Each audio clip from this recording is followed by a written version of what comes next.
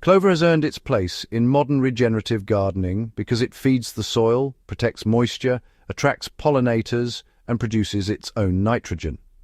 But even though it's one of the most forgiving plants you can grow, many gardeners still run into problems that keep clover from performing at its best.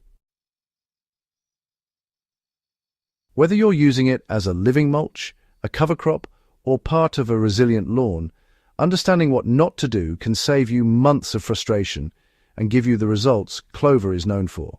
These are the 5 common mistakes that prevent clover from becoming the powerful soil-building ally it should be. The number 1 mistake is feeding clover the very thing it's supposed to produce on its own. When gardeners add high nitrogen fertilizers to a clover patch, whether synthetic or organic, the plant simply shuts off its nitrogen-fixing process. Clover only begins forming those root nodules and partnering with rhizobia bacteria when the surrounding soil is low in nitrogen. Flooding the soil with nitrogen tells the plant there's nothing to fix, and you lose the entire benefit.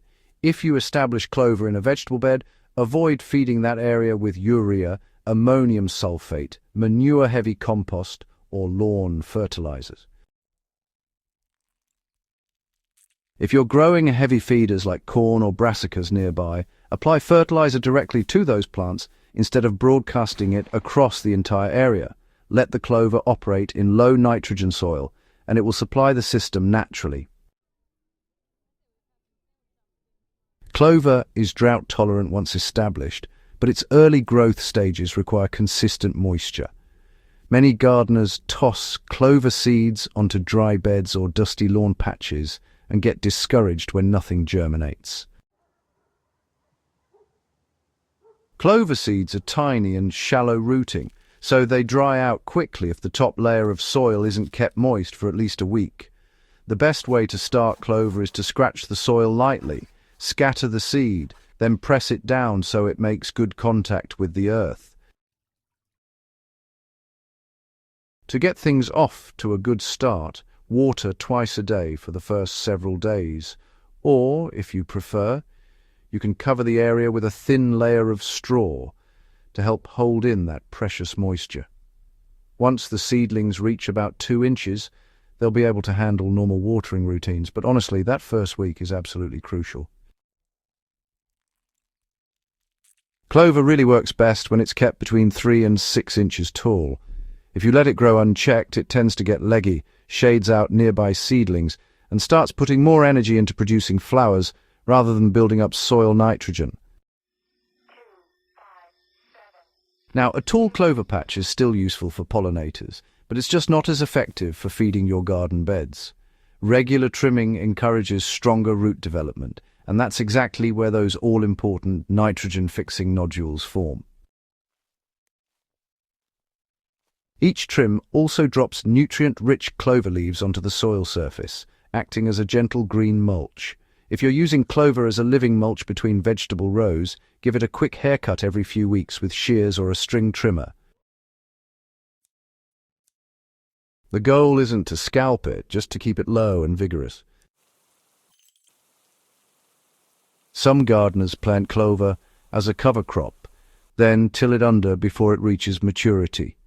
The problem is that clover needs time to establish a robust root system before it becomes a true nitrogen bank. Young clover hasn't built up root nodules yet, so tilling it in early adds very little nitrogen to the soil. The right time to chop and drop clover is when it begins to flower, but before it sets seed. This is when root nodules are fully developed and nitrogen is at its highest. Cutting clover back at this stage deposits both leaf nitrogen and root nitrogen into the soil, giving your next crop a measurable boost. If you bury it too early, you lose most of the benefit. Not all clover is created equal. Many gardeners just buy whatever packet is cheapest without really understanding the differences, and as a result they end up with clover that grows too tall, spreads too slowly, or, just doesn't thrive in their climate. White clover, or Trifolium repens, is honestly the best all-purpose option for living mulch lawns and vegetable gardens. It stays low, spreads quickly, and, yeah, it even handles foot traffic quite well. Red clover grows taller and, to be fair, works better as a biomass and cover crop plant. Crimson clover produces these beautiful red spikes, but keep in mind, it's a cool season annual that dies back in the summer heat. Subterranean clover. It's a splendid choice for dry climates, though it might not be the best fit for those moist garden spots. If you match the clover variety to the job you need it to perform, well, you'll sidestep 90% of the frustrations most gardeners encounter. Clover, you see, is quite a powerful partner in regenerative gardening. It really shines when you take the time to understand its natural rhythms and those little biological quirks it has. By steering clear of these common mistakes, your clover patches will consistently fix nitrogen, protect your soil, and nourish the plants around them. It's all about getting the basics right. When you manage it correctly, clover transforms into a reliable, self-sustaining system. It reduces the need for fertilizers and keeps your garden flourishing throughout the year.